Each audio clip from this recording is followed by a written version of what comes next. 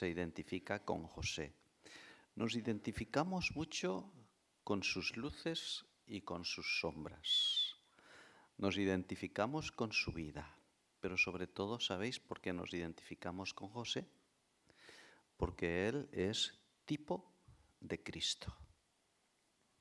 José prefigura a Cristo, es lo que se llama el tipo teológico de Cristo. Y creo que esta es la razón o una de las razones por las que José nos es un personaje tan cercano, tan querido, con el que nos identificamos tanto, porque no es solamente un hombre de carne y hueso, sino que además nos está anticipando de manera profética los sufrimientos y también la figura del Señor Jesús. ¿Cuál es el versículo que más os ha llamado la atención del pasaje que Daniel ha leído? Quizás a los que sois más emotivos o sensibles, el versículo que más os ha llamado la atención es que José lloró. Todo un primer ministro llorando. José lloró. No es este el texto más importante, por lo menos para mí. Versículo 20. Vosotros pensasteis mal contra mí, mas Dios lo encaminó para bien. Luminosas palabras, foco poderoso de luz, que han consolado, inspirado y fortalecido a millones de personas, a millones de creyentes, que han llenado de sentido su vida. Han llenado de sentido vidas vacías, vidas rotas. Son palabras que ha transformado desiertos en vergeles. Este texto de Génesis 50, con el que se acaba el libro del Génesis, es también un glorioso acto de clausura de la vida de José. Curiosamente también ahí incluye la muerte de Jacob, ambos en el mismo capítulo. Termina la vida de José y no podía terminar de una manera mejor. No podía terminar de una manera mejor lo que empezó siendo malo, muy malo. Hay un refrán que dice que va de mal en peor. José fue exactamente lo contrario. Fue de mal en mejor. Hasta que concluye este capítulo verdaderamente antológico. Y ahí tenemos la gran lección de esta mañana, la gran lección de la vida, entre otras, una de las grandes lecciones de la vida de José. Un pasado equivocado o traumático, un pasado lleno de pecado, de errores, o un pasado lleno de traumas y sufrimiento, no es obstáculo para una vida plena y fructífera. ¿Sabéis por qué? Porque a Dios nuestro pasado le importa mucho menos que a nosotros mismos. A Dios nuestro pasado le importa mucho menos que a nosotros mismos. Y esto es así porque Dios recicla. De ahí el título de esta mañana. Dios recicla el material de basura de nuestra vida y lo transforma en la materia prima para cumplir sus propósitos en la vida de cada uno de nosotros. Dios es el gran reciclador de la basura o lo que nosotros consideramos basura de nuestra vida. sean pecados, sean errores, sean traumas, sean sufrimientos, sean experiencias de dolor. Todo esto constituye la materia prima con la que Dios trabaja para llevarnos a un final con sentido y a una vida llena. En el Nuevo Testamento no os estoy diciendo algo desconocido. En el Nuevo Testamento encontramos esta misma idea en forma de promesa, uno de los versículos más queridos y más citados de toda la Escritura. Romanos 8:28. Lo voy a leer con la versión de la Biblia de Jerusalén. Es una versión católico-romana, pero es muy poética en este texto y muy rica. La versión Reina Valera dice: a los que a Dios aman, todas las cosas ayudan a bien. ¿Sabéis esto, verdad? La la Biblia de Jerusalén traduce: sabemos que en todas las cosas interviene Dios para bien de los que le aman. En todas las cosas interviene Dios para bien de los que le aman. La convicción de que Dios es el gran reciclador de todo lo que ocurre en tu vida y en mi vida tiene efectos sanadores incomparables. Ahí estamos ante una terapia realmente extraordinaria. Espero que a estas alturas os he despertado el apetito. Vamos a entrar de lleno en el texto. Nos vamos a zambullir, vamos a hacer una excursión por este último capítulo, esta despedida de José, que viene a ser algo así como su testamento espiritual, su legado. En el texto vamos a descubrir a tres protagonistas. Uno, el mal. El mal en acción. En segundo lugar, Dios. Dios en acción. Y en tercer lugar, obviamente, José. A cada uno de estos personajes vamos a poner un subtítulo. En primer lugar, el mal. El mal en acción. Y ponemos como subtítulo a esta primera idea, un subtítulo que sin duda tendrá ecos de aquella conferencia de AFEC, una maleta llena de problemas. El mal en acción, una maleta llena de problemas. Todos transitamos por el viaje de la vida con un equipaje a cuestas. Algo así como la maleta de la vida, o si os gusta más, la mochila de la vida, un remolque. Es la carga de las vivencias del pasado. Una carga que en algunas personas es ligera, pero en otras es muy pesada.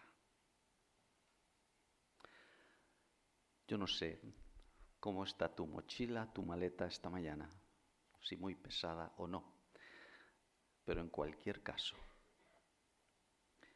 es la maleta que Dios ha permitido. Dios la ha permitido en tu vida. ¿Qué vas a hacer con esta maleta? Una de las causas más frecuentes por las que tenemos la maleta llena, y este es el caso de José, por esto lo mencionamos, son los conflictos familiares. La familia es el lugar más precioso donde el amor se puede manifestar mejor. Y precisamente por esto ha sido el objetivo del diablo desde el minuto 1 de la historia. Inmediatamente que el pecado entra en el mundo, la primera discusión conyugal, la primera desavenencia, echándose los trastos a la cabeza el uno al otro, y poco después, trágicamente, la primera sangre derramada, nada más y nada menos que por parte de un hermano hacia otro hermano. Caín mata a Abel. La familia de José tenía muchos problemas, pero en este sentido es un ejemplo extraordinario como el haber nacido o haber sido criado en una familia, lo que hoy se llama disfuncional, con problemas, conflictiva, no es obstáculo para que Dios cumpla su propósito. De hecho, prácticamente todas las familias de los patriarcas fueron familias que hoy entrarían claramente en la categoría de disfuncionales. ¿Podía buscarse Dios mejores instrumentos para realizar sus propósitos? Bueno, pues será que no, porque el poder de Dios y la gracia de Dios se manifiestan mejor en la debilidad. Dios nos usa no a pesar de nuestro pasado, sino a través de él. Esta es una de las ideas importantes que quiero dejaros esta mañana. Dios nos usa no a pesar de nuestro pasado, sino a través de él. Vamos a abrir la maleta de José y vamos a ver qué piedras había en esta maleta. Era particularmente pesada. Como hemos dicho, relaciones familiares rotas y la soledad marcaron su infancia y su juventud. Sus propios hermanos lo reconocieron así. El texto que hemos leído, versículos 15 y 17, dijeron sus hermanos: quizás nos aborrecerá José y nos dará el pago de todo el mal que le hicimos. Te ruego que perdones ahora la maldad de tus hermanos y su pecado, porque mal te trataron. Por tanto, ahora te rogamos que perdones la maldad de los siervos de tu padre. Y José lloró mientras hablaban. ¿Cuántas veces ha aparecido la palabra mal o maldad en estos dos versículos? 4. No me extraña que José llorara. La infancia, la juventud de José fue un continuo ataque del mal en acción, rodeado del mal constantemente, y no solamente por parte de sus hermanos, como veremos después. Tuvo que experimentar la dureza del exilio forzoso en una tierra extranjera, el trauma emocional de un acoso sexual, la mujer de Potifar, repetido, con el premio a la integridad, un premio a la integridad que podía destrozar la fe de cualquiera. Después que tú te comportas de manera absolutamente íntegra, valiente, resistes la tentación, el premio es 13 años de cárcel. ¿Qué sentido tiene todo esto? Tenía mucho sentido. Mucho sentido tenía, después lo veremos. De hecho, la acusación que la mujer de Potifar hizo de él era digna de muerte. Lo normal era que le hubieran matado. Y sin embargo, ahí está Dios rescatando a José de una muerte segura.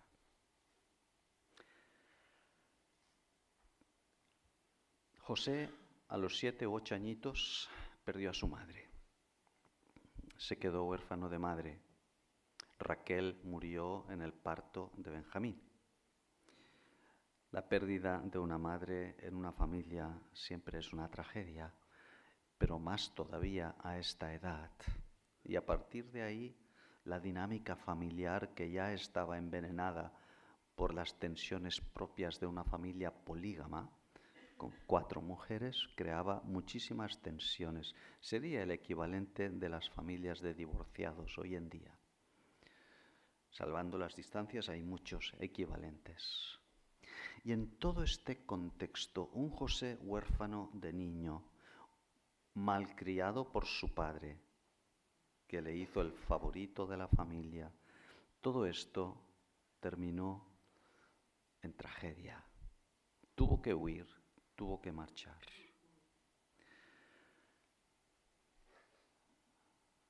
¿Nos identificamos con José en alguna de estas cosas? Es posible que no hayas vivido experiencias tan traumáticas, pero el mal en acción, la fuerza poderosa que estaba acosando a José desde el principio, es la misma que nos acosa a ti y a mí, porque el diablo anda como león rugiente buscando a quien devorar. Y el enemigo sabe muy bien cómo hacerlo. El mal en acción es una realidad. Fijaos en el capítulo 49 de Génesis, capítulo anterior, Jacob está bendiciendo a sus hijos. Esta bendición de Jacob es riquísima. Y fijaos lo que dice de José. Le causaron amargura, le asaetearon y lo aborrecieron. Palabras de un padre con relación a la vida de su hijo. Llegados a este punto, ¿no os parece que la fe de José podía tambalearse? ¿Dónde está Dios? ¿Por qué? ¿Para qué? Después veremos la respuesta. Hasta aquí el mal en acción, el primer protagonista. El mal en acción y sus resultados. El diablo destruyendo vidas. José en el pozo, la cisterna primero, y en la cárcel después, simbolizan de forma potente una vida rota en la oscuridad y oprimida por el sufrimiento. Pero ¿sabéis una cosa? La vida, la tuya y la mía, transcurre en dos planos. El plano de abajo es el que nosotros vemos hoy, el plano del día a día. Pero hay un plano arriba, otro plano, invisible a nuestros ojos, tan real como este, dirigido por Dios. La vida tiene dos planos. En el de abajo hay un fortísimo acoso del príncipe de este mundo, el diablo. Pero en el plano de arriba gobierna el Rey de Reyes, el Señor de Señores. Interesante, los que sois aficionados al arte, recordaréis que algunos de los pintores más célebres de la historia tenían esta idea bíblica muy clara. Rubens, por ejemplo, también el Greco, esto se ve muy bien en los cuadros del Greco, claramente en sus pinturas se ven estos dos planos. El plano de abajo, el plano de arriba, Dios dirigiendo. Una de las pinturas de Rubens que más me impresionaron, está en la ciudad de Amberes, en Bélgica, es la huida de José, María y Jesús a Egipto, cuando Jesús nació.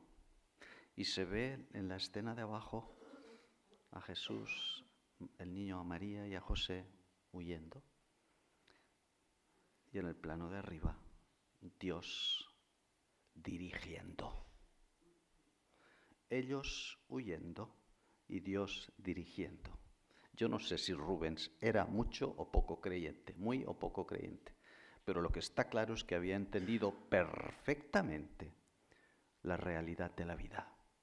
La vida se mueve en dos planos, el que tú y yo vemos y el que Dios dirige desde arriba.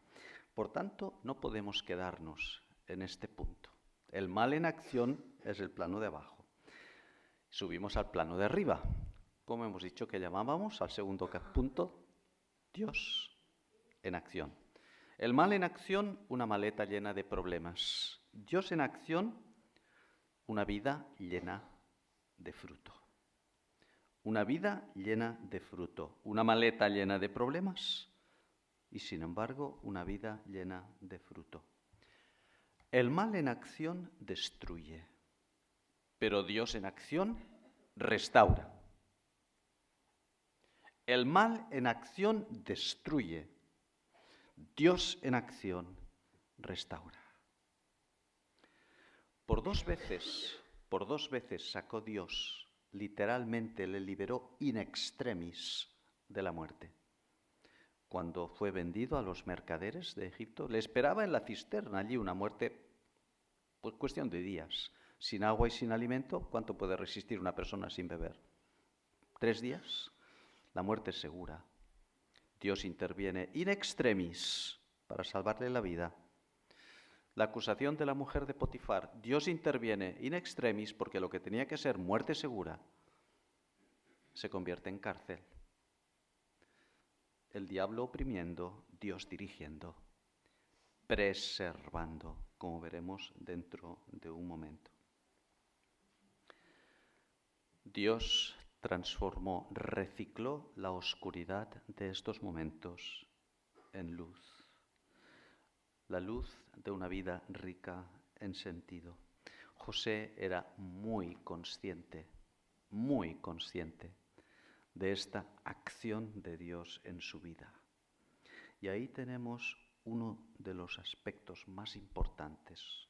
José tenía esta visión de los dos planos de la vida clarísima. Vamos a leer de nuevo el pasaje. Ahora pues, no os entristezcáis, ni os pese de haberme vendido acá, porque para preservación de vida me envió Dios delante de vosotros. Y Dios me envió, versículo 7, delante de vosotros para preservaros posteridad sobre la tierra y para daros vida por medio de gran liberación. Impresionante. Al mirar atrás y repasar todos los acontecimientos traumáticos de su vida, José podía hacerlo con una asombrosa convicción de la presencia y la providencia de Dios. La presencia y la providencia de Dios. Dios no solo estaba guiando sus pasos, sino usando, reciclando cada uno de los capítulos dolorosos y de sufrimiento para cumplir un propósito. Observemos el mismo énfasis de propósito en el capítulo 45, versículos 5 y 7. Y observad de nuevo la cantidad de veces que aparece la palabra para.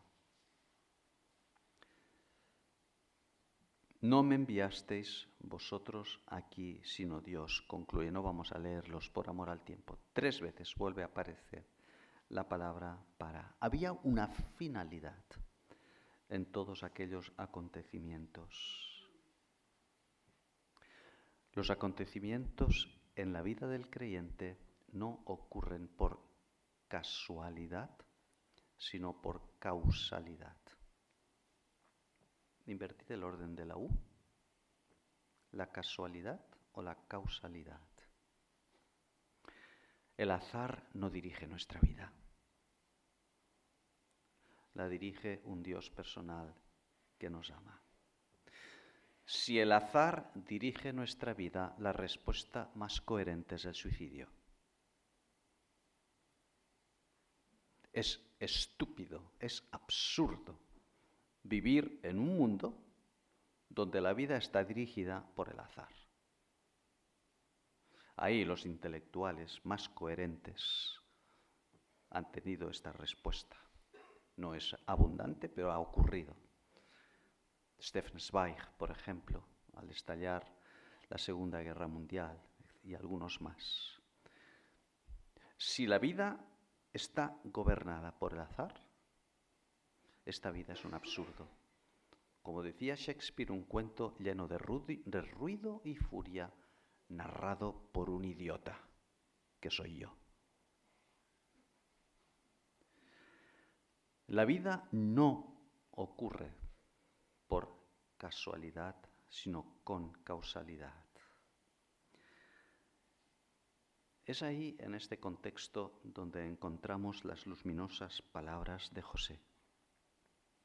Vosotros pensasteis mal contra mí, mas Dios lo encaminó para bien. No sé si tenéis costumbre de subrayar en vuestra Biblia, con lápiz o con bolígrafo o con colores. A algunos de nosotros nos gusta hacerlo.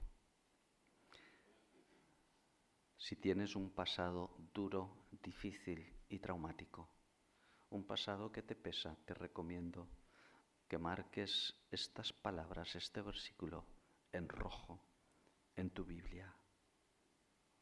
Dios es el gran reciclador y no existe material de basura en la vida de sus hijos. Todo ocurre con un propósito, aunque de momento nos cueste entenderlo. Qué precioso aquel himno, no sé si se conoce en esta congregación, compuesto por un poeta inglés, después de sobrevivir él mismo a una tentativa de suicidio. Él tenía depresiones muy graves. Cuando dice, de maneras misteriosas suele Dios aún guiar. Así empieza el himno. Y sus propósitos de forma misteriosa así cumplir.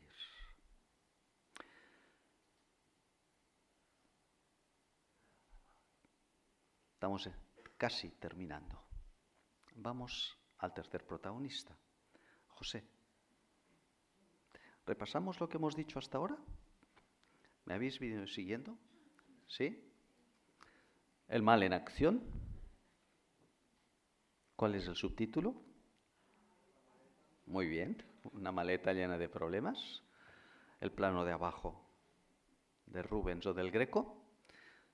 El plano de arriba, Dios en acción, una vida llena de fruto. Fijaos que el nombre o la forma como se refiere Jacob a su hijo José, de nuevo en la bendición del capítulo 49, es rama fructífera.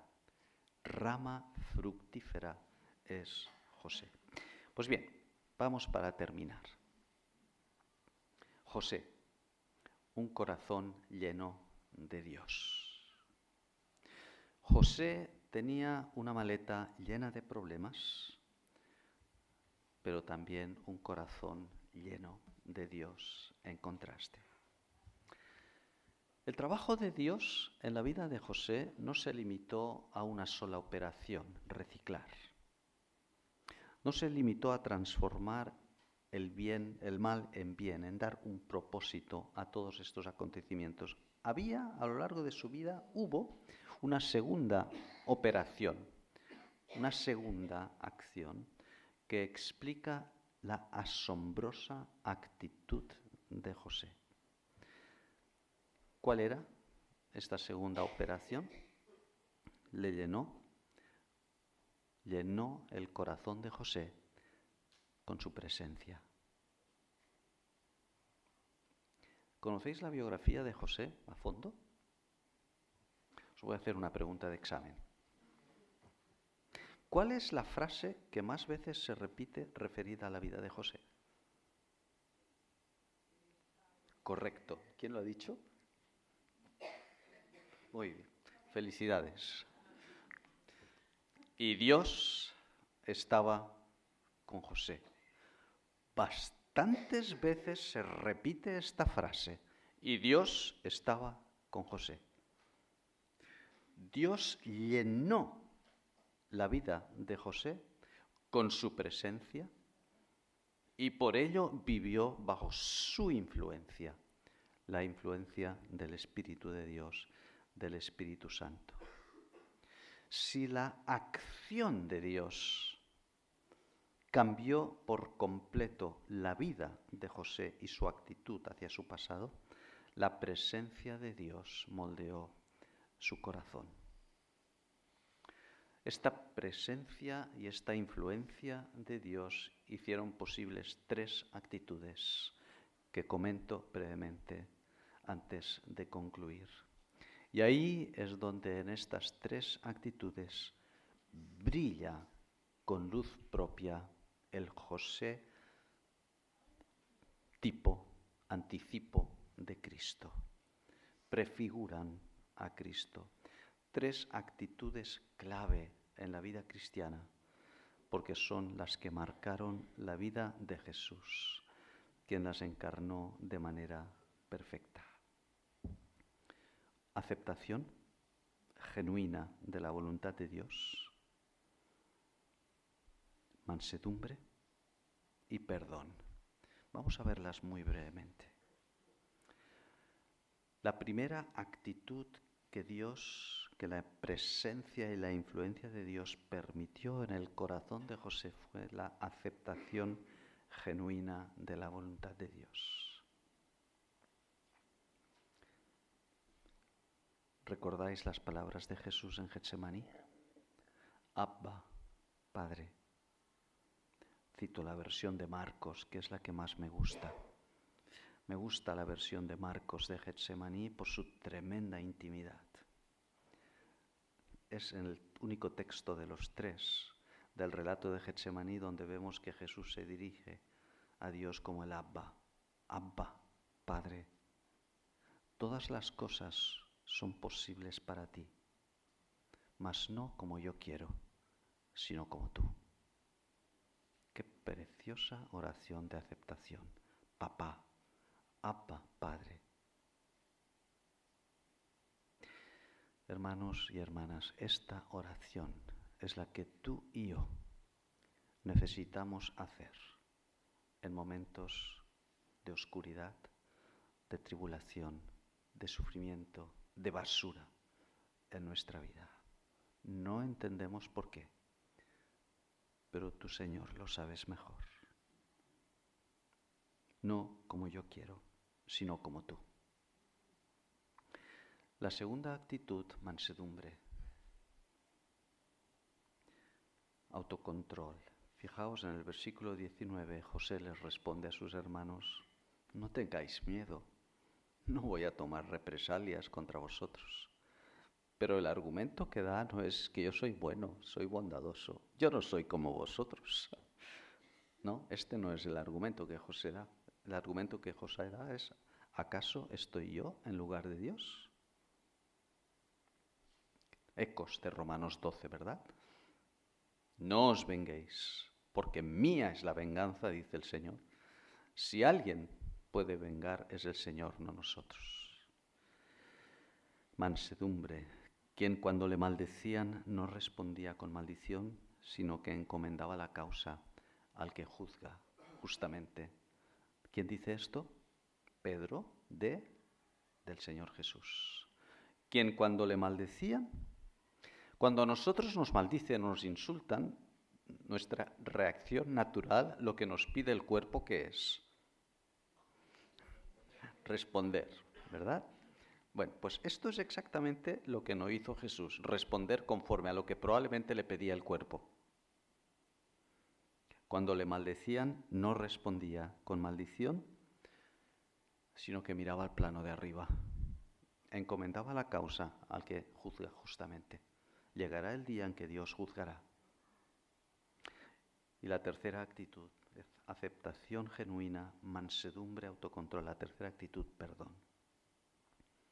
Perdón hacia sus hermanos. Al igual que Jesús, José termina su vida perdonando. José rubrica la trayectoria de su vida estampando una firma preciosa que es el perdón. ¿Qué manera más preciosa de acabar una vida? Así es como acabó Jesús. Jesús murió perdonando una de las 7 palabras de la cruz. Padre, perdónalos, porque no saben lo que hacen. Y, entre comillas, curiosamente, no es curiosamente, es significativamente, así murió el primer mártir de la iglesia primitiva, Esteban, el primero, para darnos un paradigma de que este no es solo un ejemplo, de que no es solo Jesús quien es capaz de morir perdonando, sino que Esteban también lo hace. Padre, no les tengas en cuenta su pecado, no les imputes su pecado, perdónalos. José y Esteban, a imagen del Señor Jesús, mueren perdonando.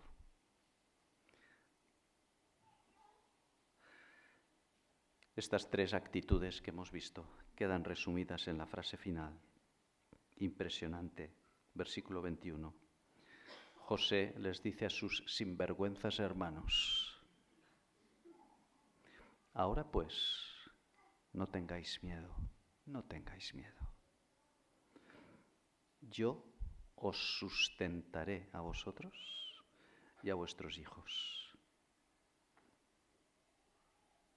Y así los consoló y les habló al corazón.